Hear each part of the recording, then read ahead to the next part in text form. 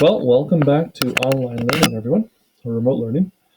This is going to be our first math lesson on number sense, grade 7, lesson 82. You would find this on page 36. So what we're talking about today is we are going to be doing multiplying by decimals. And we previously talked about how when you multiply by numbers that are greater than 10, or increments of 10, we could say factors of 10 actually, we're going to move the decimal place one spot to the right every time we're a factor larger than 10. So our very first one is we have 7.6 and we're multiplying that by 10. Okay, so with what we have written over on this right side right here, so let's read that for a second. When multiplying by factors of 10, move the decimal as many times as zeros you see to the right. So in this question, I have 7.6 times 10. I see 1 0, and that means I'm going to move my decimal spot one place to the right. So I can draw this down and move right here, and so my answer is going to be 76. Okay, in my next question, I have the same idea, just slightly larger. I have 42.3, and I multiply it by 100. I have two zeros here, so I'm going to move it two times to the right. Once, twice. I can imagine that's a 0. So I have 4, 2, 3, 0. So my answer is 4,230. My next one, I have this larger number, so 3.0427. I'm going to multiply by 1,000. So I'm going to move this decimal place 3 places to the right because there are 3 zeros here. 1, 2, 3. My decimal's going to be up there. So I do 3, 0, 4, 2, and then 0.7. So this should be review. We should be pretty comfortable with multiplying numbers by 10. Now, what we're going to get is, and this is true for a lot of different types of math, is the opposite is also true. So when we multiply by factors of 10, we move the decimal place as many zeros to the right.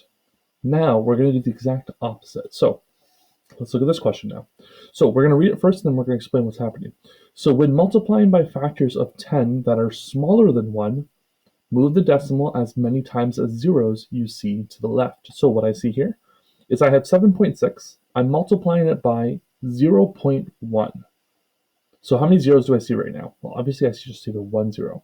Okay, so what I'm going to do is I'm going to move my decimal place one spot to the left because this is not going to get bigger, right? If you imagine with me for a second, 7.6 times 10 would be 76. 7.6 times 1 would be 7.6. 7.6 times 0.1 is going to get smaller and smaller and smaller. So what actually I'm going to be doing is I'm moving this decimal spot one place to the left this time.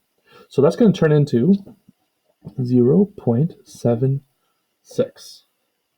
Okay, now this next one, I have 42.3 times 0.01. Well, how many zeros do I see? I see 2 zeros.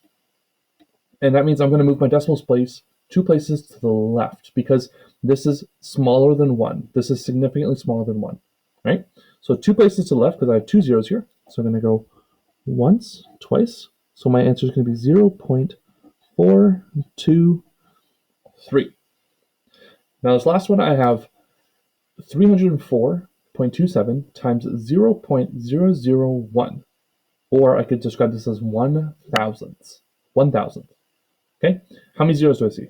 Well, I see 1, 2, 3. So that means I'm going to move my decimal spot 3 places to the left. 1, 2, 3. So I have 0.30427. Now, why is this happening? What exactly is happening here when this math is working out? What we're doing actually is, we talked about this before, a decimal can be represented as a fraction. So 0.1 can be represented as 1 over 10. Or if I would have 0.01, I'd have 1 over 100. So what I'm actually doing here is, if we were to look at this question right here, 7.6 and 0.1, I'm going to represent 7.6 as a fraction, and I chose to do 76 over 100. This is a mixed fraction, or this is an improper fraction, but it still would equal 7.6 because this would turn into 7 right here, and this would be a 6, so 7 and 6 over 100. So we have 7.6 right here. So 76 over 10, and we're going to multiply it by 0.1, but I'm going to write that as a fraction, 1 over 10. Now, when you multiply fractions together, you multiply the top numbers and the bottom numbers. You don't multiply across. You don't do anything fancy. You literally just multiply across like this, right? So 76 times 1, that equals 76. 10 times 10, that equals 100.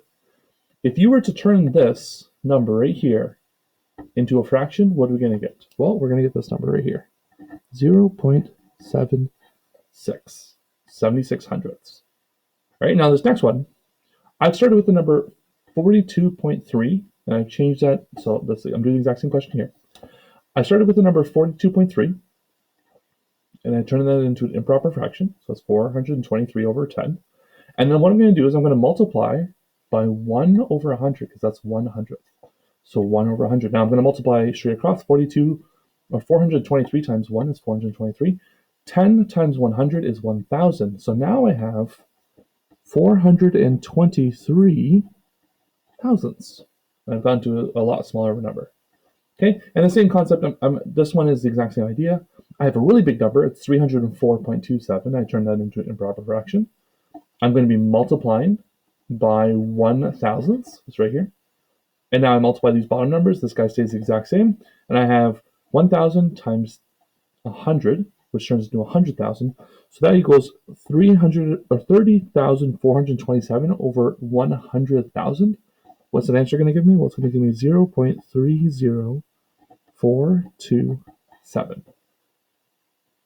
Okay, so we're trying to understand the concept that when we multiply a number by 0, or by an increment of 10, that's larger than 1, the decimal is going to move one place to the right, because we're making the number bigger, bigger, and bigger. When we multiply a number by a factor of 10 that's less than 1, it's going to make the number smaller and smaller and smaller and smaller. And this is actually why it's happening. This is sort of a general explanation. All right? So what I'd like you to do is on page 36, I'd like you to do number 1, 2, 3, 4, and 7. I will be, so there's two options here, and I think this is the best way. I will take a picture of what I've completed, and you can check your work. If you run into problems, I would love to have some questions from you guys. I want to hear questions. I want to hear feedback from you. So please let me know if you have any problems, and I will jump online and explain it as best I can. We do have a class meeting this morning, so I hope you are available for it. Have a good